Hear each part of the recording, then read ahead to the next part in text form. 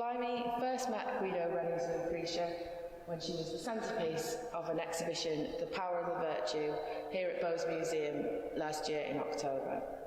To paraphrase Beyonce, this Lucretia challenged us with the question, "Tell me what you think about me." So an attempt at an answer.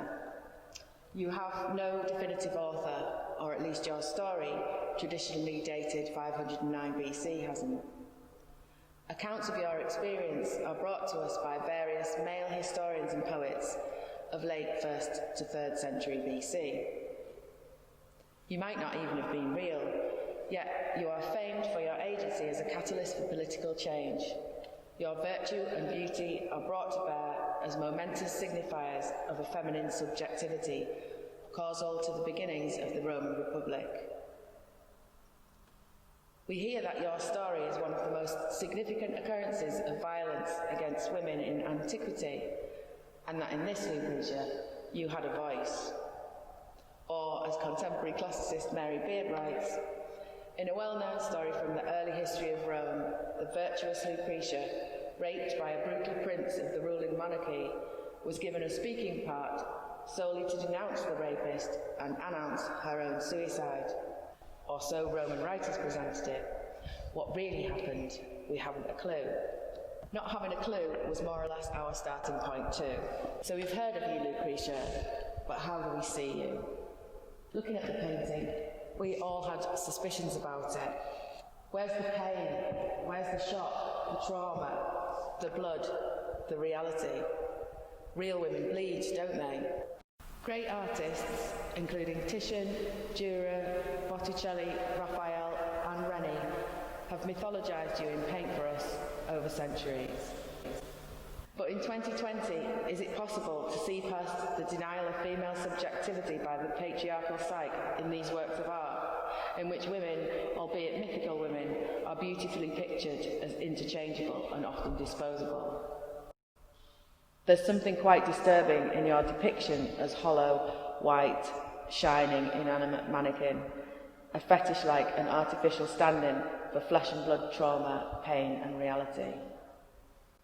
Your facial expression, lips parted, eyes raised to heaven, is mirrored in the faces of other Reni muses, for example those on display in the National Gallery in London, and uncannily so in Europa and in Venus.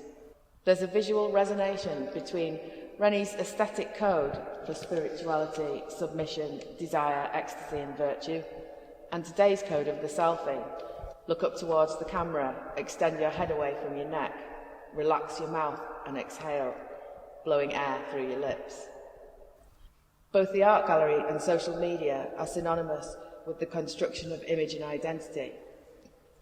In the striking luminosity of your image, it's interesting to note that in 2019, Instagram banned graphic pictures of self-harm in an effort to protect the platform's user from exposure to potentially damaging content. Earlier in 2020, we witnessed the bringing down of a Hollywood empire and its emperor. Is it still possible to see you, illuminated by the Me Too movement, as a triumph of virtue over villainy, transported into a world where people, you in this instance, seem to have a dignity which lifts your actions above the gruesome reality of which has just taken place? Or, as the art critic John Berger observes, these mythological paintings strike us today as the most vacuous of all. They are like tired tableaux in wax that won't melt. It's hard not to read you today, beautifully posed, framed, lit and rendered as you are in Guido Reni's Baroque painting, as an object of the male gaze, thinly clothed and disguised as myth or even meme. The act of weaving in your story aligns you with Roman archetypal female virtue. Needlework, it seems, is an allure equally recognised in the myths of Ariadne, Lena, Penelope, Philomela and many others. In his poem from 1 AD, Ovid weaves a melancholic picture of you, to the point where your charms become a pre-Me Too liability attracting negative attention.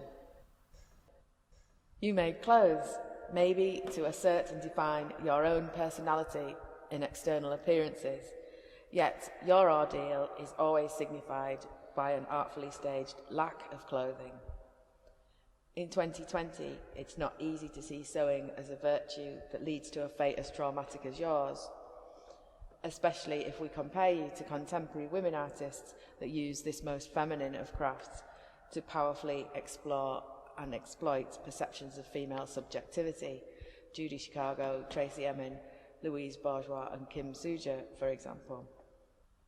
Sewing is the means by which Blimey Collective and participants in the Blimey Lucretia project have investigated your experience. Stitching onto textile patches, traditionally used to repair tears and cover stains, is the basis of this communal response. Cloth patches have long been used to symbolise a sense of community and utilised as counterculture embellishment that signify identity, personality and solidarity. Between October last year and January this year, Blimey invited participants in a range of venues to take a seat at Lucretia's table, a table which pays homage to Judy Chicago's 20th century seminal feminist work, The Dinner Party. Participants were invited to come together to sew and to discuss. Venues included here at the Bowes Museum, as well as Crown Street Gallery and Queen Elizabeth Sixth Form College in Darlington. Sessions took place alongside the preview for Bowes' The Power and the Virtue exhibition, a Lust for Life drawing session, and a contemporary dance session by Elliott Smith Dance.